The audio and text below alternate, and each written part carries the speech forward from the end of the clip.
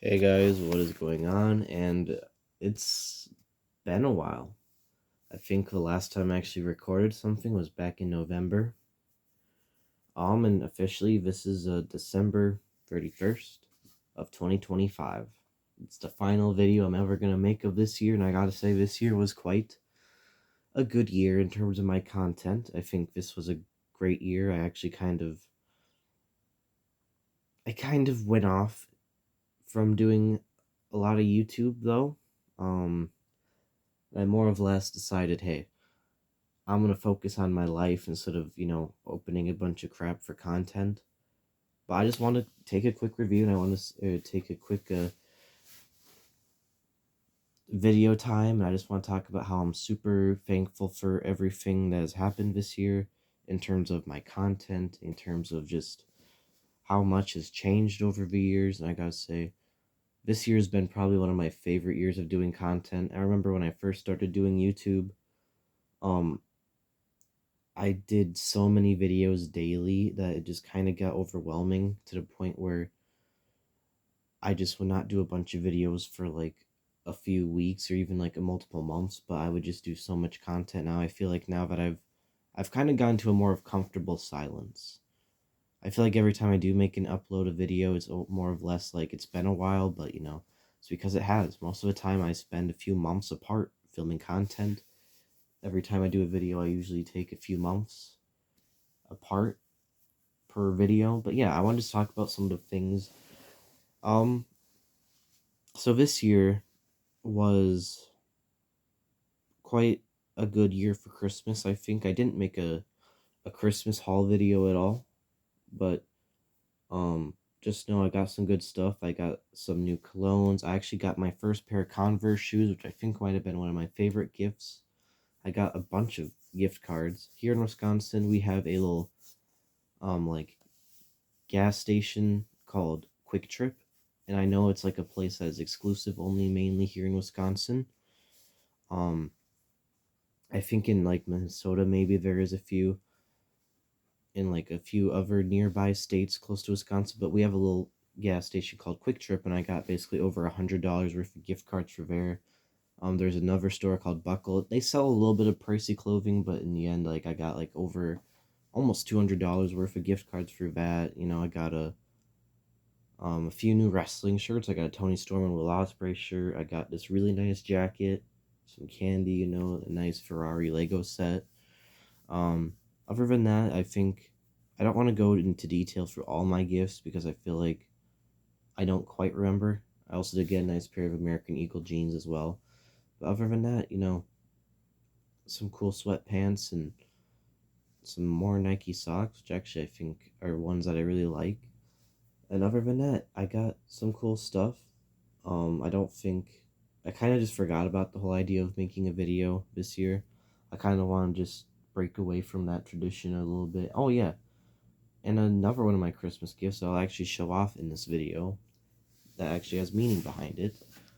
But yeah, so now I want to kind of go through some of the collection changes that I've gone through 2025. It's the end of the year, and in the end, I gotta say, uh, this is the Beyblade X collection. So there's notably a few things I haven't done any reviews on in the Beyblade case now. For example, I think this is one of them, Silver Wolf. But yeah, so I have Silver Wolf, Whale Wave or whatever. Um, Focus. But yeah, I got Sterling Wolf, Ghost Circle, Hell's Chain or Chain Insignio. Oh, this is actually one I recently bought, but Tricerapress, um, Wizard Arc. So now I have Team Persona's CX bays, which is pretty cool. But yeah, the Beyblade X collection is going to be a collection. It has to be. I'm actually going to give some awards to my collection this year. I think the fastest growing collection of 2025 for me this year has to be my Beyblade X collection. I started the first 6 months of this year not being interested in Beyblade X whatsoever, and then roughly around June or July, Yeah, roughly around June or July. Actually, I think it was roughly around the time I started working, actually, was when I got into Beyblade X. And now here we are with a collection of, actually, I haven't counted them. 1, 2, 3, 4, 5, 6, 7, 8, 9, 10, 11, 12, 13, 14 bays are in my Beyblade X collection now. So yeah, for the past 6 months of collecting, I've basically gone through and I've gotten a good majority of the ones on my want list. All with the exception of, I think, this guy was one I had on my want list, but this is a guy that I honestly think that really kind of makes the collection complete. Sometimes you look at something that you don't really want, and you sometimes think, maybe it was a good choice keeping that one. But yeah, so I think the Beyblade X collection has to be the fastest growing collection of this year.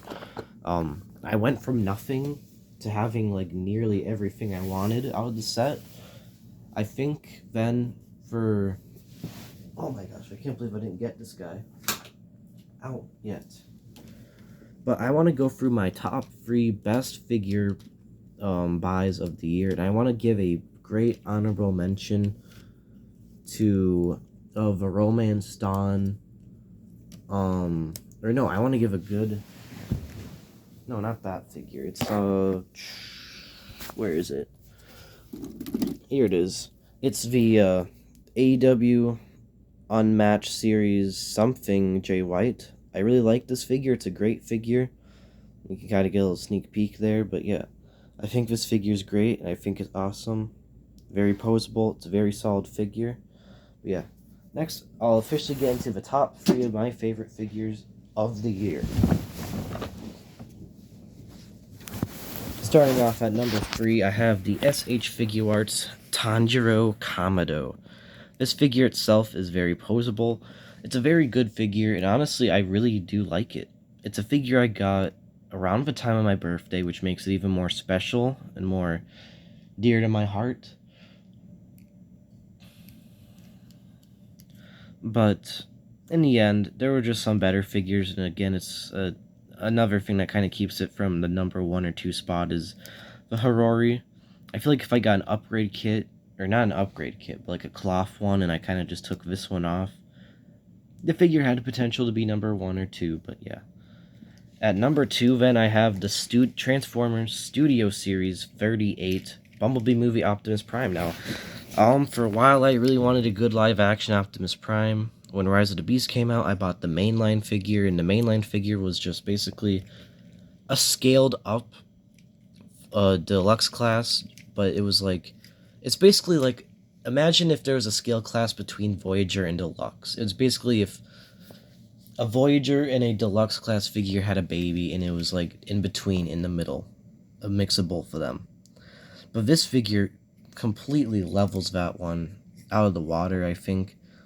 I was interested in getting a Michael Bay version of the figure, but then I kind of just realized that those things are going to be pricey as hell, and I wasn't willing to spend a shit ton of money on one Optimus figure that I'd maybe get some use out of. So I actually ended up going on eBay, which ironically enough, Transformers has a little bit to do with eBay because of the first movie. But yeah, I got this Optimus Prime with roughly only around less than $30. But yeah, this guy's really great, very poseable. I like the figure. This gun was not included. I got really good. I like the transformation. It was really good value. As a whole, I think it has minimal damage, no damage actually whatsoever. It's just kind of loose in some areas, and you'll notice that this shoulder piece is not on the other one, which is something that only covers like the top of the figure in vehicle mode. But other than that, I really don't mind that part's missing. And in the end, really great figure. I know a lot of people talk about how the premium finish is better because it has like more accurate coloring, but I don't mind this more darker coloring. It almost gives me like this Prime is like more of Savage, you know. At number 1, I think my favorite figure I bought the whole year of 2025 is CM Punk from Elite Series something.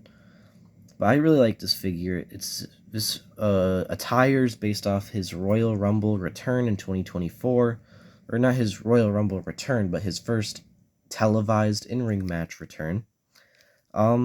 these smaller scale knee pads